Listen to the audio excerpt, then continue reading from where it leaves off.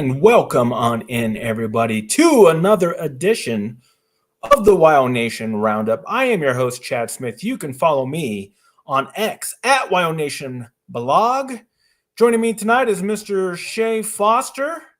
How you doing, Shea? Good, Chad. How are you? I'm doing well.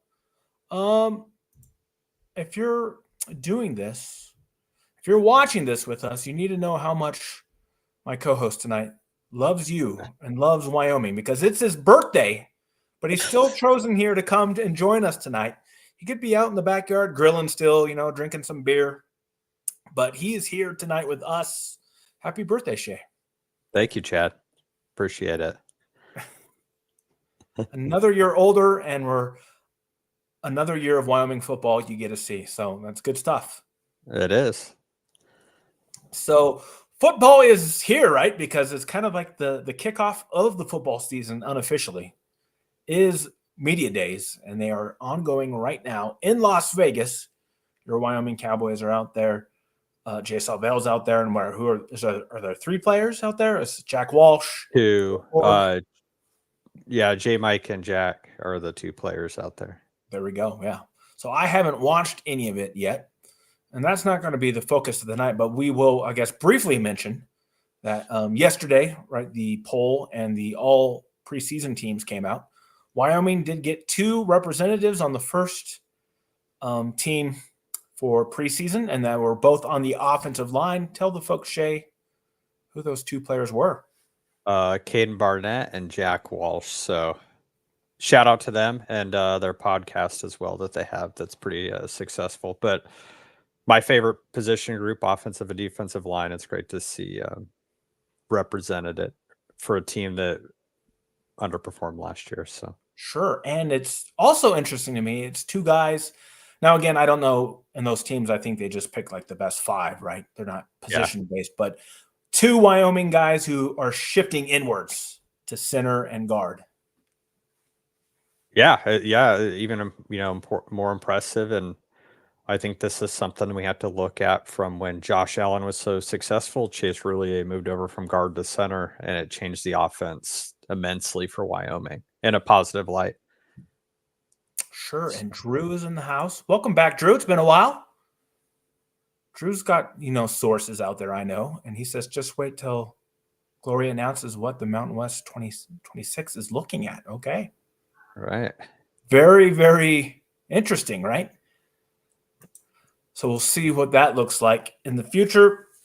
I guess the other big news that we'll just mention, we're not going to talk about it, but the Mountain West and the Pac-12 are, I guess, mediation did not work, and they are going to trial or to court, I guess. We'll see how that shakes out.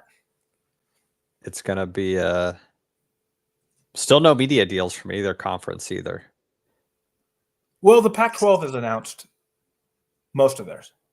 Yeah, but they haven't announced numbers. So that's no numbers. That's true. Yeah. Correct. So, yeah, very interesting. Until those are kind of finalized, we don't really know. So, yeah, keep on tabs of that. But we are here tonight with football squaring us straight in the eye. We're like 6 weeks away from the game, right? We're 10 weeks or we're 10 days from fall camp. Yep. Okay. I didn't know when fall camp, 10 days from fall camp. Yeah. Or summer camp. I don't know how you call it, fall, but whatever. I understand. All right. 10 days. Yeah, that's pretty cool. 10 days from fall camp, roughly 6 weeks until the first game. So we are here to talk about, I gave Shea homework on his birthday. We each have our list of 3 biggest questions for this Wyoming football program as we head into this 2025 season. And so that's what we're going to be breaking down here. Since it's your birthday, I'll let you go first. I don't know if you did them in a particular order or not, but you can, whatever order you want to do them in. What is your number one question, Shea? My number one question or one of your questions. Well, the biggest one is the leadership problem solved from last year, both on the coaches, the ones they got rid of, and the players. Sure. Yeah. Jay highlighted a few times, he'd pull up to practice and there would be a player parked in a handicap spot for workouts. And I don't think Jay's the type of coach that he expects to have to fix that. as the CEO, I guess, of the program. So what were the assistant coaches doing? And at that same point, what were the team captains doing? So I think last year the team just lacked a lot of leadership, and Jay alluded to it as like a popularity contest in the locker room for those positions. So Yeah, um that's good. yeah, and then number 2, who steps up to be a leader this year? I don't think last year's senior class was as good as the 2022 senior class in terms of this is how we do business. And then number 3, who steps up on defense? I mean, we know Tice Westland and Jaden Williams, but Ben Florentine was hurt and Caleb Robbins was hurt. I don't know who steps up on the defensive side of the ball. Yeah. No, all of those are 3 good questions, and we'll break them down. So welcome on in, everybody watching. You can watch us, of course, live on X on the main account, WyoNation.com, and then we are here on YouTube, and that's the best place. That's where Drew's at, dropping his comments. YouTube.com/@WyoNation is where you can catch us. So, no, very good. So I didn't expect you to drop your 3, but that's fine. Yeah. We can talk about them. I guess my main comment to you made an interesting comment there on your first one about the leadership and how, and I guess we've never talked about this, right? At a lot of football schools and places, you do hear about the style of the coach. And so you just mentioned there that you kind of view Savell as more of a CEO style, and he was having some problems, right, with either his coaches or his players, where the players weren't having proper leadership, the coaches weren't doing it. But I guess even if you're a CEO style coach, and let's hope that he's learned this lesson, and he probably has, is right, you got to coach the coaches if you're going to do that. And so I guess just your thoughts on that. On obviously they've seen what went wrong last year, and I think they adjusted, but the question is, have they adjusted enough? I guess we're going to find out. I was nervous when the season ended. I was like, here we go again. We're going to keep the same coaches, and nothing's going to change. And something clearly had to change. And I'm not talking about the offensive line where we've had like 8 coaches in like 5 years somehow. I don't know how that's possible at Wyoming, but somehow we've done it. Yeah. But when the one position group, wide receivers, for 10 years has underperformed, and that same coach was your passing game coordinator. Mm-hmm. How is that? How are the players reflecting that? And I'm not talking about just the wide receivers, but every position is looking at that going, hey, we're not playing our best players. Guys aren't, we talk about development program. There's 0 wide receiver development. None. Yeah. And then when you get guys, and this question was brought up about J. Mike, is you have guys like J. Mike, Welch, and a Asante, and they're making comments, oh, we should get him the ball more. Azir Asante was catching a touchdown on 25% of his passes. Yeah. He should have been targeted 12 times a game. 100%. And so I just, maybe the players finally recognized it. And when you get a legacy guy like Javon Bonite, who wasn't the fastest, the tallest, came as a quarterback to Wyoming, but the guy just caught footballs and knew how to, and he just knew the game very well. And so, yeah, he's a football player. Mm-hmm. And so he can relate. He's been around the block. And I think it probably speaks volumes that the former coach is now a running backs coach at FCS. So yeah. And then we got rid of a defensive line coach, and we got rid of, and I think Gordy left before last year, right? So it was a different running backs coach. I can't remember, but now we're on a different running backs coach. And last year, the running back room I don't think they were playing their best players. So I think there was leadership problems where Jay needed to lead his coaches, because it's not his job to lead the position groups. That's not his role anymore. Yeah. His role is to grab those guys by the collar and be like, why aren't we playing our best guy? Why?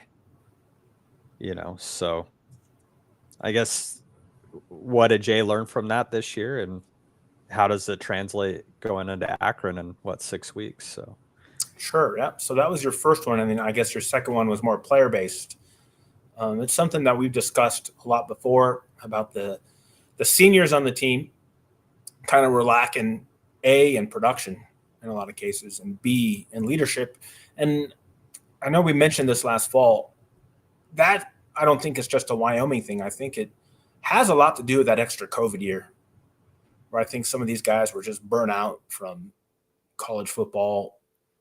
And I mean, I know that's hard to believe, but I believe it's 100% true because we've seen it at other programs throughout the country.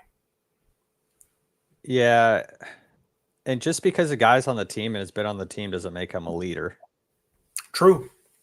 There's You different know? personalities out there. I Some think guys are comfortable. What the first time I looked it up, it was the first time in a lot of years that Wyoming didn't have a 100 tackle guy. Mm-hmm. And so now, even with Wyoming's terrible defensive years, at least a safety was stepping up and getting 100 tackles. And Yeah. then Well, you got last year Loomis. They didn't have enough anybody. healthy safeties to even get near there, right?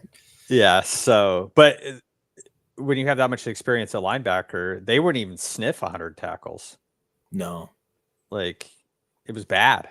So we can look at stats, and that really stuck out to me last year. I was like, what's going on? And so now it's literally a clean slate.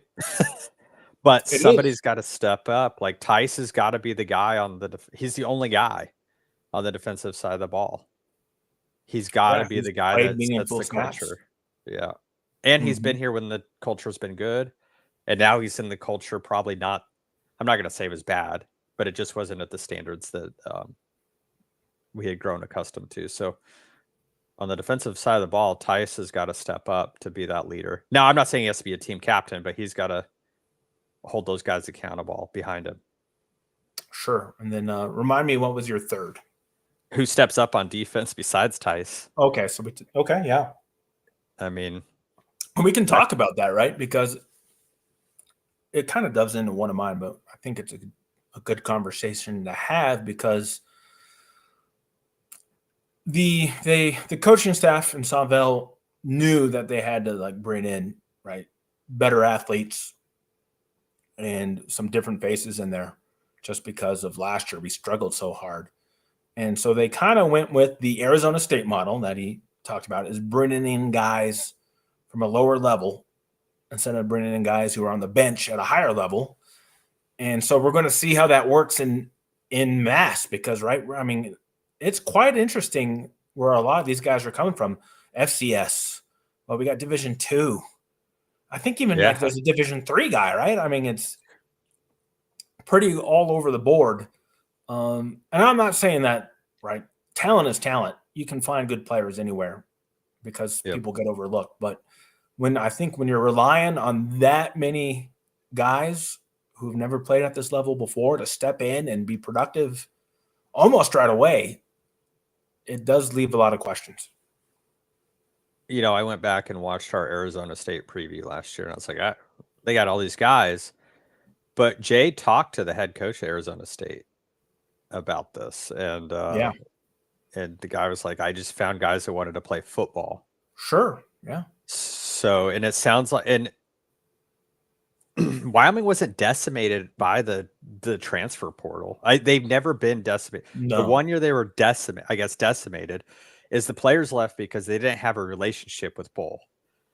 It wasn't because of Wyoming. So I watched a podcast and somebody was talking about Wyoming's decimated every year. And I was like, they're not. Yeah, that's not true. They retain players very well. And, guys like Gary Rutherford and those names we hear about, are they going to explode on the scene? And do they become better players? Because now somebody's behind them. Saying, if you make a mistake, I'm a lot more competition, you would hope, right? And that should iron sharpens iron, right? Yeah. So it should be a really interesting fall camp for sure at a lot of positions on defense, especially because you got, talented guys that they've recruited out of high school, and then they're bringing in all these transfers. And so it is going to be interesting to see how things shake out on the two deep when we hit Akron. I will say the Justin Taylor signing, they recruited him heavily out of a high school. Ended up at Wisconsin. Now he's back. So I think that's kind of a cool part is I think Wyoming's always recruited well. and Jay Savell called out the fans in a positive light because everybody's like, you guys only have 4 signees. And he's like, what am I going to bring somebody to Laramie to see the farmer's market in June? Yeah.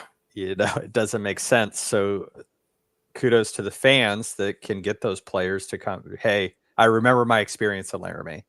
Yeah. I'm going to go back to Laramie. So I No, don't game know who day. these names. It feels like Major League when they're looking at the roster. Who the hell is this guy? Yeah. So that's not a knock on them. It's just we're so used to stars and high school recruits and whatever happened to this guy. Now we're just kind of on our own, hoping for the best. Mm-hmm. So good. Yeah, no, all really good questions. And I guess what made me want to make this the topic for tonight is, right, when you were voted, I guess we didn't say this, Wyoming finished 10th in the initial media poll, which again, it doesn't mean anything because there's been years where we've been rated high and we were terrible. So, but when you're voted 10th in the poll, there's a lot of questions that need to be answered, especially coming off the season that we came off of. So that's here. We're not trying to be negative here. We're just, right, there's a lot of questions, and I think they will answer a lot of these questions, I believe, because they've, right, they really have identified their problems and they've tried to address them. Now the question is, what they're doing and how have they done it? Will it be enough to see us have tangible improvement when we're looking on the field this fall? Yeah. So, all right. I guess we can move on to my 3 here. Yeah. And I guess we'll kind of dovetail into yours. So one of mine was, I put them back together as like Savell and Bowl coaching wise. And I guess I'm going to lead this back to the defense because last year the defense was terrible. Now, again, they had a lot of injuries, but again, I don't know if that can be the main excuse. But the fact of the matter is you had a first-time defensive coordinator, one of the youngest coordinators in the country, who just happened to be the son of the previous head coach. So a lot of questions there. Like, is that the guy could we have done better than that? I could pretty much guarantee you we could have. So I think younger Bowl, Aaron Bowl, this is like a make or break. If we don't see big improvement in this defense, I don't see how he can be employed, his dad or not, another season from now. And then I tie that in with Savell being the previous defensive coordinator, right, who did a heck of a job. He's a defensive coach. So with Savell and Bowl, I wonder how much Savell is going to have more of a hand in the defense this year, if any, or if he's just going to, like you said, be a CEO and let, Bowl's going to decide his fate by himself or not. I think Jay loves coaching too much. I said the CEO stuff, but I think I don't want him to be so much of a CEO like Vic Koenig was, he's one of the best defensive coaches in college football. Vic Koenig has succeeded everywhere he's been as a DC, but when he became a head coach here, the defense was terrible. And you're like, how is this possible? Just take over the defense, dude. Yeah. If you're not cutting it on that side of the ball, just take it over. And I don't think Jay wouldn't do that to Aaron. I don't think a coach would, if he heard about that, a good coach would be like, oh, let me go work for this guy. End up with another Tormey or whatever we had during the DC days. But, I think Aaron learned a lot, and maybe he's, watching film with the old man, drinking old fashions on the porch with him to be like, hey, this is kind of what you're looking at. And I don't think Craig wants to be like super involved, but he probably loves his kid and wants to see his kid succeed. So 100%. Yeah. With all the talent, we can, say Aaron Bowles' fault last year, but they had zero depth. Yeah. When Isaac White and Wyatt Eckler went down, I was like, oh God, we're 2 really good safeties. And now nobody's developed behind them, unfortunately. So. Yeah, and we'll get into that more in fall camp. I know we were doing some position previews earlier. We didn't get to the DBs, and I still think that is maybe not the safety position, but the cornerback position still scares the crap out of me. Yeah, I think they were still looking for a cornerback in the transfer portal. Really? Okay. Yeah, Well, I know they did add a kid out of Mercer. Oh, yeah, that's right. Yeah, who was at Marshall. He started his career at Marshall, then went to Mercer, and he came in. So I think maybe that fills that spot. But to add somebody this late is possible, right? Yeah. It's possible. Well, So people could have been added. Wyoming's famous for the silent signees yeah, where people just show up. You're like, a lot of who's schools this? like that, right? When you get the official student register gets published, Mhm. and then the sports reporters are out there who know some names, right, to keep an eye on. Yeah. That pops up Yeah. on the list, and they're like, "Well, this kid's registered for classes at such and such school." So yeah, that's something to keep an eye on. Yep, for sure. So And when they publish a roster in 10 days or sooner than that, right? The day before or 2 days before, we might see some new names on there. it's going to be 100%. interesting. New names and everybody's weight changes over the. Yeah. And some people may have left, right? Yep. Especially with who knows, right? The house rule got passed and the roster limits are, right? Some players are grandfathered and then some players are not. And it's just a mess. Who knows?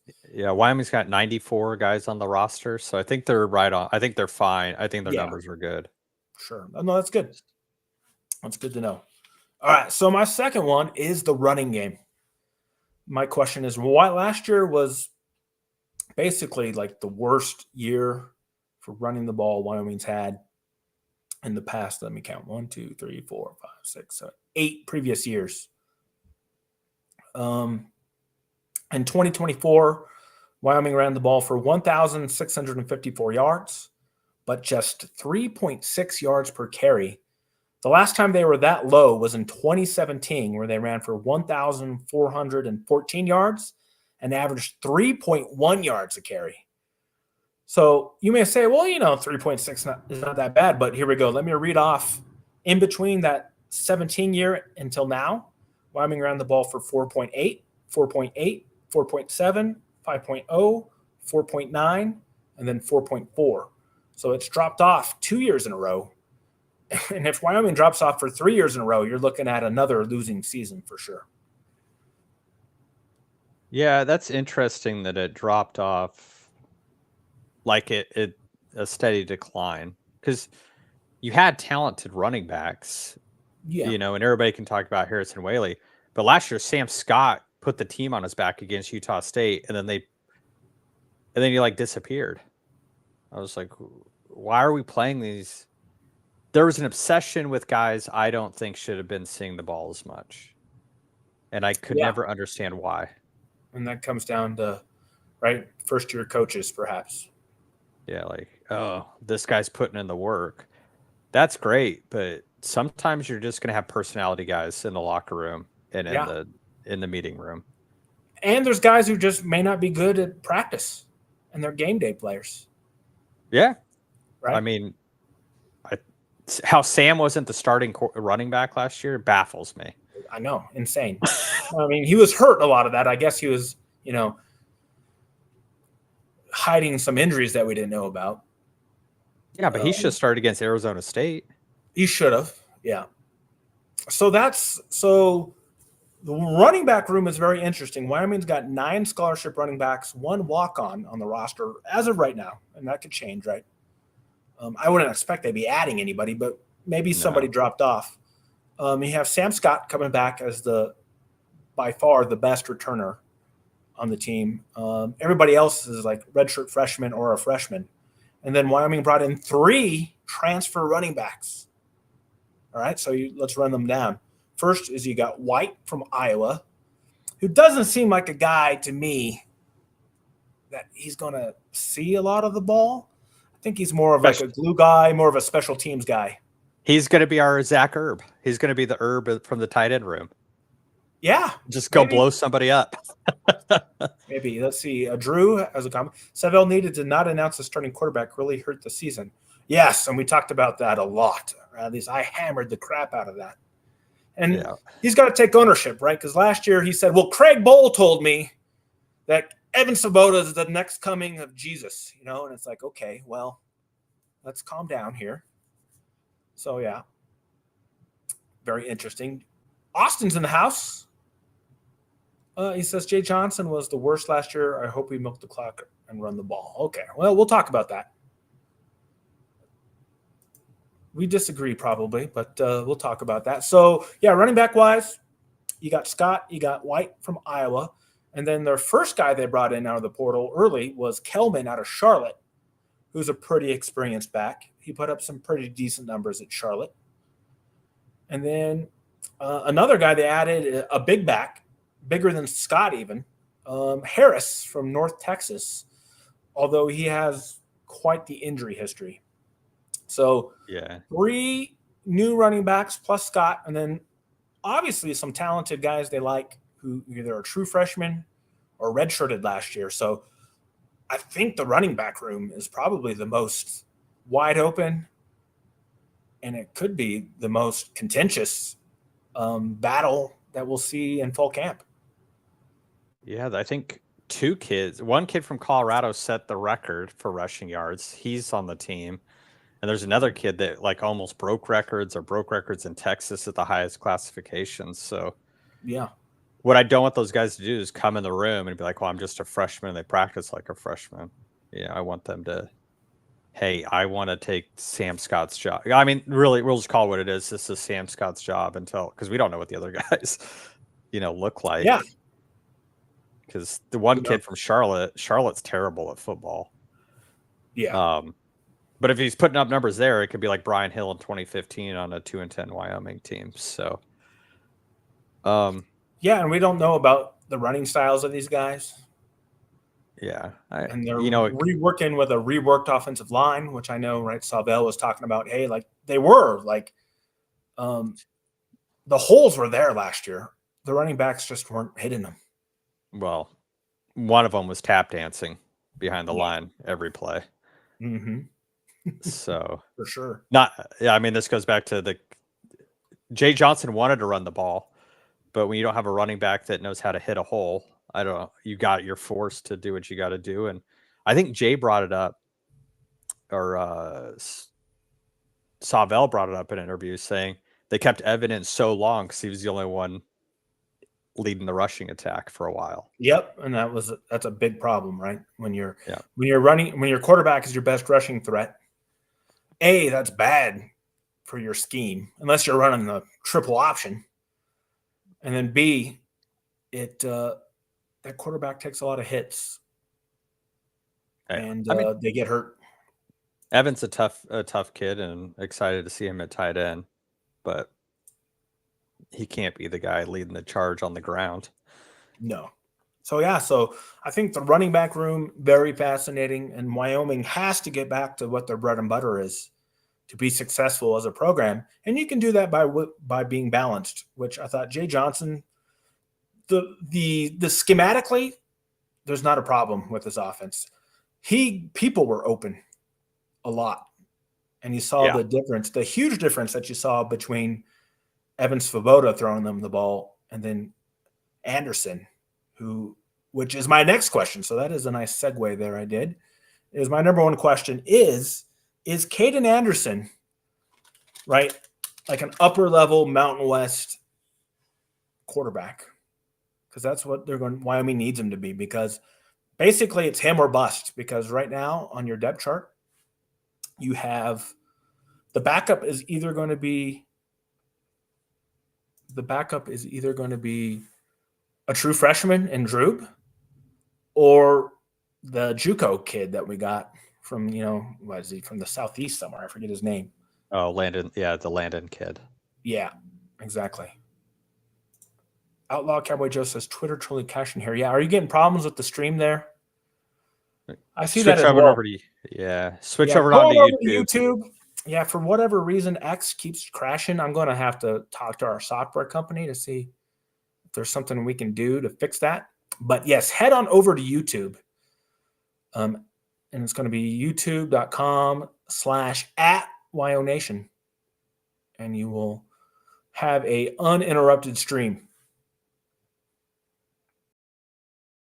So quarterback wise, really, I mean, it's really Anderson or bust. And so his numbers last year, 70 for 120, 58% passing, 955 yards, 6 touchdowns, 3 interceptions. But remember, one of those is like what he threw for like 350 against New Mexico State.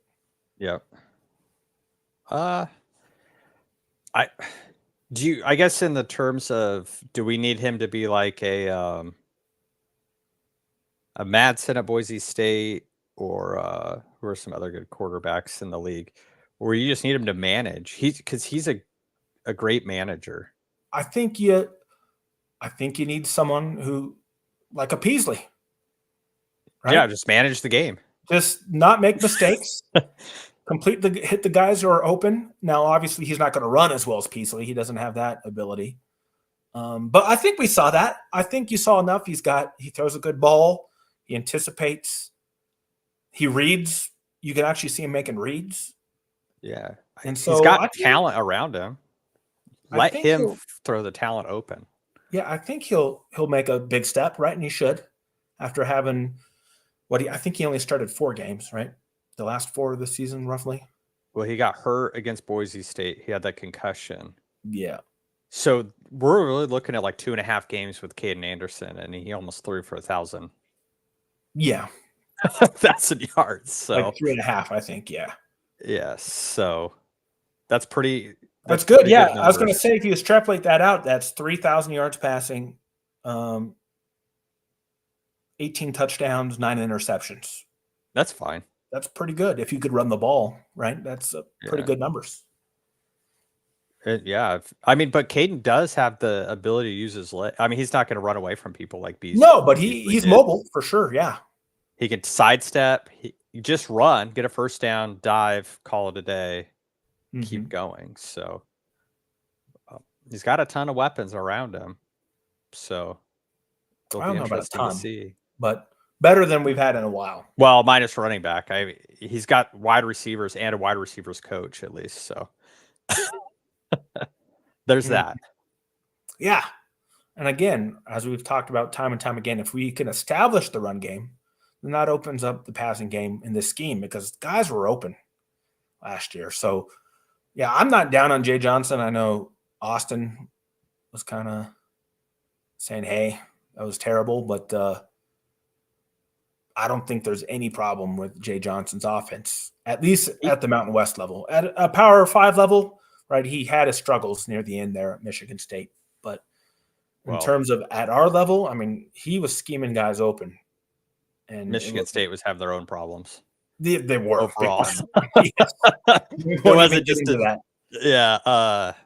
Jay Johnson's offense changed when Caden came in. Like, changed significantly.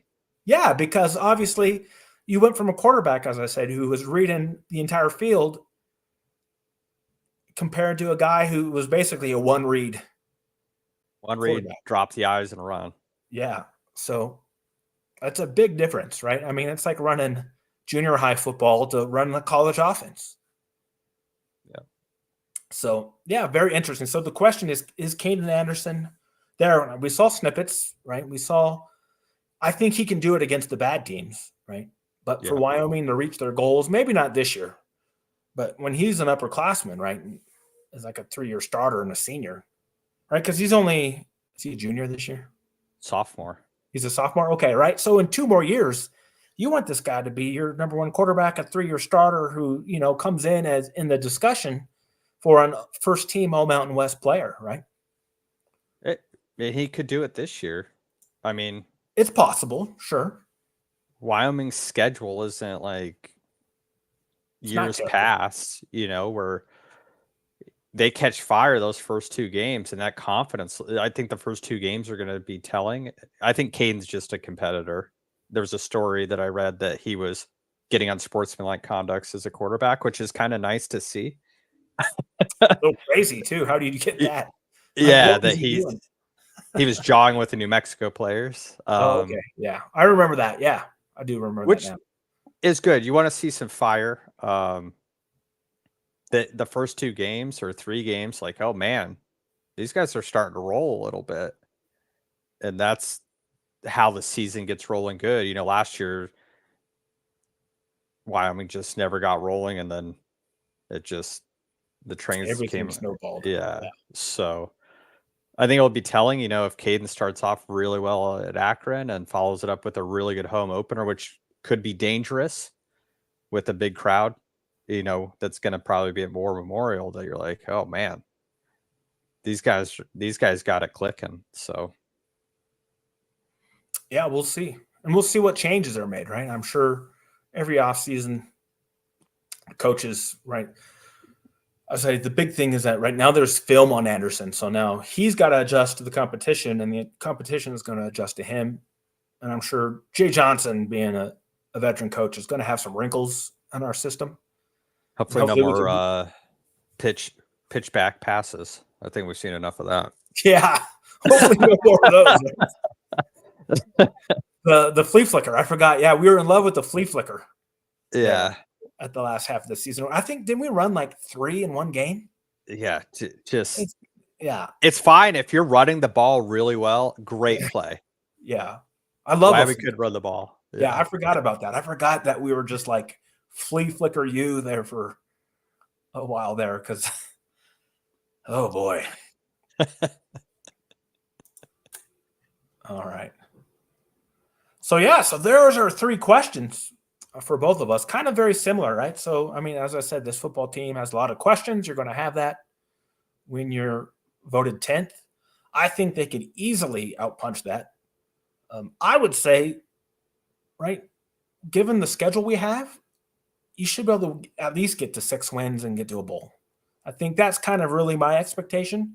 And anything better than that would be gravy.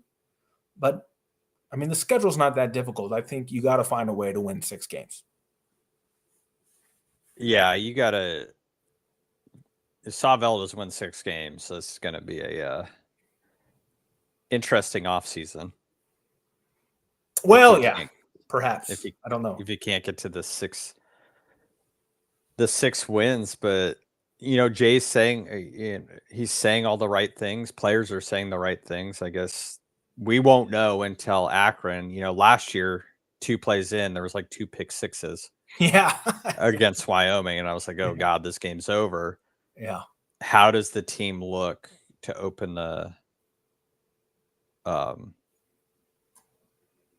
season? So all right, we have a first-time listener here. Look at this guy. Long-time listener, first-time caller. Are we worried about the fatter and fattest podcast taking over as the premier Wyoming athletics podcast? Well, they're getting paid to do so, so they should be better, right? We do this out of our own pockets, which I don't know. Maybe we should call ours Dumb, Dumber, and Dumbest. And we're covering all the sports, Brad. Come on. Yeah. So, of course, this is Mr. Brad Reed, the founder of WyoNation.com. Thank you, Brad, for tuning in. He couldn't show up tonight. No, actually, we never invited him to. And I don't know. He still might be on the road. Or is he back in Montana? I don't know. Yeah, we don't know. He's still at Harvard. Yeah, he was out on an Ivy League football tour. We got to see pictures from Yale and Harvard. We got to see their football fields, courtesy of Brad. It's like the Campus Stadium Tour Twitter handle. Exactly. That's pretty cool. That's funny. So there are our 3 questions for both of us. Going to be fascinating to see what happens, especially when fall camp opens, right? So we'll have fall camp where I'd imagine things are going to be like last year. Media is going to have pretty good access to that stuff. We'll have media days, of course, probably in early August as well. So a lot of the questions that we're asking will get asked. We'll get to see like where a lot of these new players fit in. Before we head out of here, though, very cool story that just popped up. Tonight I am wearing my New Era Josh Allen hat, which went to his charity, right? That mainly funds the Children's Hospital there in Buffalo. But just this week, I want to show this with everybody here, is that there is a New Era partnership that Josh Allen is doing with the Children's Hospital. So I guess the children at the hospital, there's going to be some contest each week where they're going to get to design a New Era Bills hat that Josh Allen will wear as they run out of the tunnel and then they're going to auction off those hats after every game, and then the proceeds will go to the children's hospital. So I think that's pretty cool. We'll get to see some interesting designs, I'm sure. But yeah, Josh Allen everywhere. He's everywhere, man. Have you seen all these commercials he's in? He's in like that sleep aid commercial, and what other commercials is he in? I mean, can you believe that a guy who went to the University of Wyoming is now, making what, $55 million a year? He just got married, but he's still, man, he gave back when he was at Wyoming. He did a lot of charity work, and he's continuing that in Buffalo. I wonder if he was sad when Applebee's closed in Laramie. Yes, I know you were talking about that. Now, how does the Applebee's go out of business in a college town? Is it Freddy's cool? Ice cream next door? I don't know. Well, not the cool place to go. You can't. People don't like riblets anymore. The big open field when we used to live in Laramie is now full of restaurants and food places. That's true. Applebee's used to be the only game in town on that side of town. So it was true, yeah. So it's a sad day. I don't know what's going to go in there. There used to be a Village Inn next to it. So I guess Brad just chimed in again. I didn't know that would be more fitting depending on whose Twitter comment you read. Yeah, I mean, some of my DMs are like that as well. So I don't know. I think he was talking when I said maybe the dumb, dumber, and dumbest. Yeah, that's probably. I've been told I don't know what I'm talking about, which is fine. I probably don't. We're all here. So, sorry about the Twitter. I know it's a problem for me, too. I'll try to see if there's something on our end we can fix. But, again, the best place to go to is, and maybe as soon as we go live, I'll just reply to the live tweet and say, hey, head on over to YouTube. Because there you can give comments like Brad, Drew, and then Austin did. So great to see everybody. I think, we had big plans to be active as we could this summer, but summer gets in the way, life gets in the way. But I think we could hammer down now for probably once a week as we get closer, because the news is going to come thick and fast, and we're going to learn a lot about this coaching staff and this football program. And we just enjoy talking about the team, because unfortunately, there's not a lot of places to consume Wyoming coverage. So we're happy to be here for ourselves and for everybody else. Yeah, I'm excited to do it and excited for another football season to be upon us. So, and then especially for me, I really enjoyed the post-game shows. So those will be going on as well. So, all right. Any other closing comments, Mr. Shea? Nope. Just get ready for some, I guess, a plug for the wrestling fans. I'm getting some interviews lined up to start the season off. Supposedly. Well, I got one for sure lined up. Okay. I just got to get another one lined up, and then I'll probably I'll try to get some wrestlers starting with the seniors, so to kind of help them out. Very cool. Very, very cool. All right, let's see. It always says we have some chats, but I don't. Outlaw. Oh, here we go. Yeah, there we go. Outlaws did come in. No, thank you, Outlaw. Good to see you. And you're welcome. So, all right. Well, that is all for tonight. I'm sure a week from now, when we convene, there'll be a lot more to talk about as the information rolls out from media days there in Vegas, and then other things as well as the news cycle in college football ramps up. So until then, for Shea Foster, I'm Chad Smith. Thank you for tuning in to the WyoNation Roundup. Everybody have a great evening, and we will see you all real soon.